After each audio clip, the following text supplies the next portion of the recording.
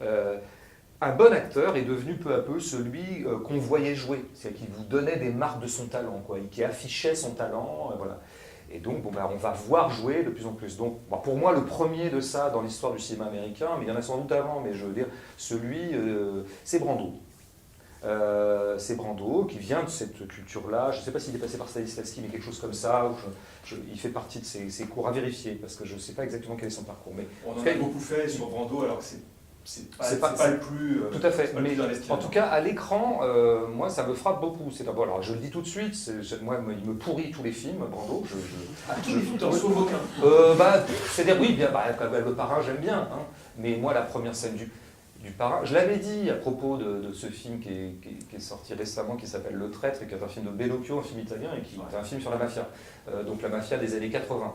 Et vraiment, en voyant le film et la façon dont Bellocchio faisait jouer les mafieux, incarnait la mafia et les mafieux à l'écran, et surtout en souvenir d'un documentaire que j'avais vu sur ces mafieux réels des années 80, les mafieux siciliens, l'origine même de la mafia, je me disais, mais vraiment, Brando, mais quel con! Quel con! Parce qu'il nous a complètement induit en erreur sur ce que c'est qu'un parrain de la mafia. Vous voyez, mais allez voir ce documentaire sur, je ne sais plus comment ça s'appelle, ce grand parrain des années 80 qui a zigouillé à peu près tous les camps concurrents, mais qui est le plus grand barbare de l'histoire de la mafia, et qui est une espèce de petit plou, qui a une tête de paysan. Moi, ça m'a rappelé mes voisins en Vendée. Enfin, je veux dire, vraiment, avec des petits polos comme ça. Vraiment, on avait des gens avec qui j'ai grandi en Vendée, quoi. Que par ailleurs, j'aime beaucoup, c'est pas le sujet. Et Brando, nous la joue, le parrain, si tu sais, patate dans la bouche, selon la légende.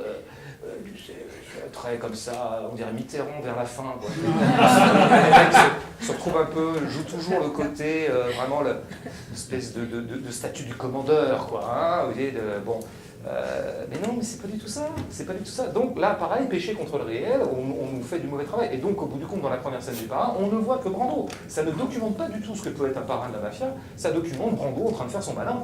Bon, et moi, c'est pas ce que je demande au cinéma, encore une fois. Et oui, je me souviens avoir vu le film, je crois que c'est qui qui a fait ça, c'est Kazan. Sur lesquels non, le film sur le grand leader mexicain révolutionnaire. Merde, je connais que ça. Bref. Zapata, bien sûr. Viva Zapata. Alors, est-ce que c'est Viva Zapata le titre? Non, parce qu'il y a un film de Eisenstein, je confonds, mais peu importe. En tout cas, à un moment, il joue le rôle d'un grand leader révolutionnaire mexicain du début du XXe, qui est très connu dans la geste révolutionnaire, des mouvements d'émancipation, etc. Une figure qui m'importe. Et là, il te joue ça.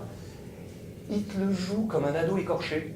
C'était ça en fait, version Brando, c'est vraiment à tous les plans, il souffre, comme James Dean a fait, dans 3 films seulement, heureusement. Donc c'est vrai qu'arrive à ce moment-là, ces trucs-là où on ne voit que, quoi, ils se mettent à nous jouer. Alors par ailleurs, le chantage à la douleur, à la blessure, c'est toujours des rôles torturés. Parce que la torture, évidemment, se voit. Quand vous avez à jouer la torture, il y a plus de choses à montrer qu'un type qui serait normal, quoi. Alors ils sont torturés. Et même Zapata était torturé. Ben non, Zapata, il avait autre chose à foutre que d'être torturé. C'était pas un ado en crise d'adolescence, Zapata. Bon,